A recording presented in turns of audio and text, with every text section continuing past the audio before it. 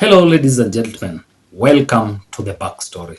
If you're new here, kindly hit that subscribe button and the notification bell down below so that you can be notified when we post a new video. Now, ladies and gentlemen, the unfortunate remarks by President Ruto on the judiciary is still generating a lot of political heat in Kenya. And there are so many leaders who have come up to condemn the unfortunate remarks. They include the likes of Kalonzo Musyoka, some entities within the legal justice system, like LSK, had also threatened to mobilize Kenyans to go on the street so as to condemn what they call as a threat by the executive on the judiciary. But now the official opposition leader, who is the former Prime Minister Raila Odinga, has come out strongly to condemn what he sees as a ploy by Ruto to turn Kenya into a dictatorship. And Raila has now warned Ruto and told him that he has now crossed the red line in his endeavor to capture or to consolidate power. Certainly, the threats that Kenya Kwanza regime continues to huff and puff about must be seen in their correct context as a scapegoating and diversionary tactic from the pressing social and economic pressures the regime has subjected the people to. On the subject of Mr. Ruto's latest strange rage, Judiciary is too critical to the well-being of our country and our democracy, making it extremely important that we call Ruto out and tell him that he has crossed the line.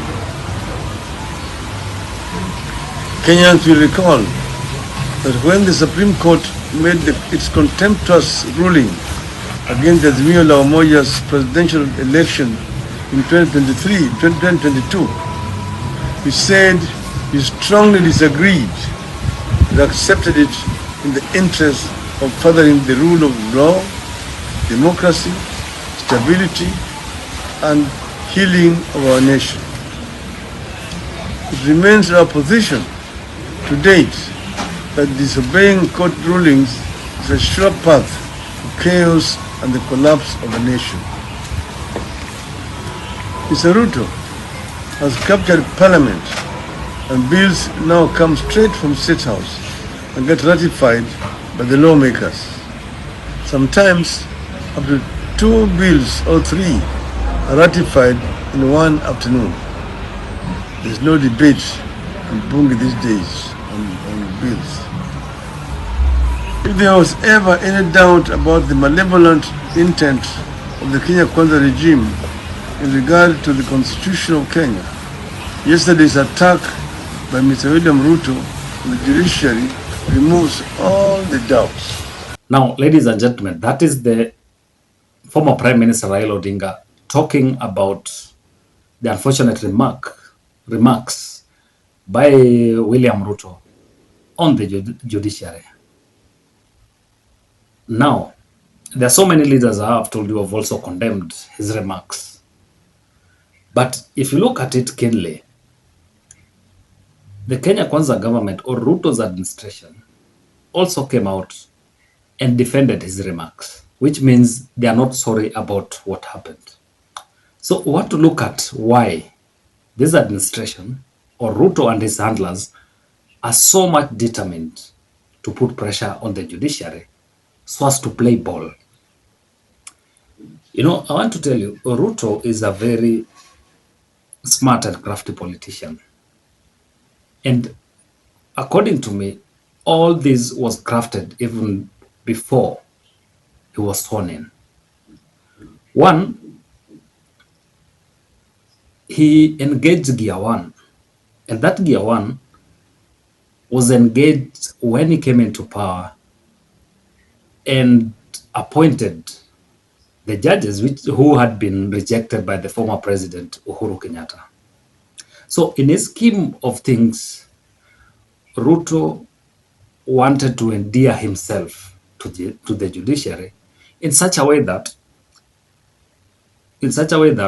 when there were going to be court cases which are going against the government, then he expected the judiciary to be friendly to him. The same happened to the police force, where he gave the police force the autonomy in terms of budget and all that. So in his scheme of things, or in his scheme of consolidating power, those are some of the areas that he looked at: the police force, the judiciary, the executive, and the opposition. He managed to weaken the opposition by denying them numbers, getting some MPs to support his government. This was achieved. And if you look at how the opposition has been voting in parliament, most of the MPs who aligned with him have been voting with his government, which means technically he has the majority in government and thus weakening the opposition. So in that, he achieved his first agenda. He weakened the opposition. His agenda number 2 was to weaken the legislature as a whole. So after weakening the opposition, his sight was now on the legislature, parliament, both the lower and the upper, that is the National Assembly and the Senate. By doing that to the opposition, technically he had captured parliament because he now had numbers. And if you look at how some of these bills have been taken to parliament and have been passed in parliament, it's like the members of parliament have not been keen enough to discuss these bills. The bills come all the way from State House to Parliament, and then the members of Parliament just vote on them. Take, for example, the finance bill. Look at how that bill was passed. Kenyans were left wondering, like, do we really have MPs who can debate issues? Like, if you look at Parliament, you'd see like a handful of members of Parliament debating or contributing to when there is a debate on specific bills. Most of the time, you'd see like very few members of Parliament present when those bills are discussed in Parliament. So that was his second strategy, and he succeeded in that. The third strategy was to weaken the judiciary. No, the third strategy is to weaken the Attorney General's office, whereby you're able to come up with policies which are friendly to your interest. But if you find like you have an Attorney General who is going to become tough and advise you against them, then you bypass or create another center of power that will be friendly to your ideas and will be friendly to your policies. So look at it this way.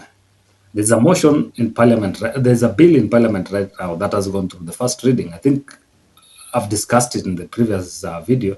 You can go and check about it. It's about Justin Muturi, who is the Attorney General right now. There's a bill in Parliament right now that is trying to rejig the functions of the Attorney General. So by rejigging the functions of the Attorney General, it means that you're weakening the office of the Attorney General. So you're able to call the shots. You're able to go, you're able to have your way in everything that you're doing. So that was the third scheme in Ruto's scheme on how to consolidate and capture power, to consolidate power. The fourth one was the judiciary.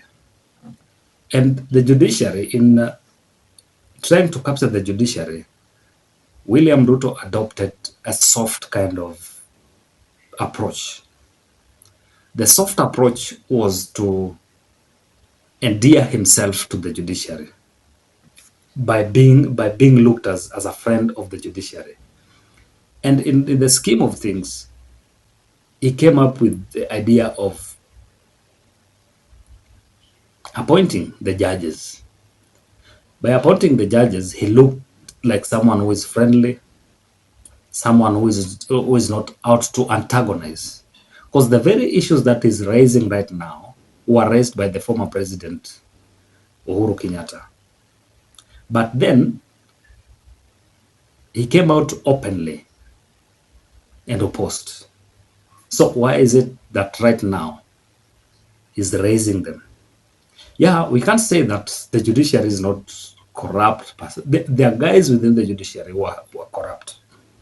But the cardinal rule in the field of justice is he who alleges bears the burden of proof.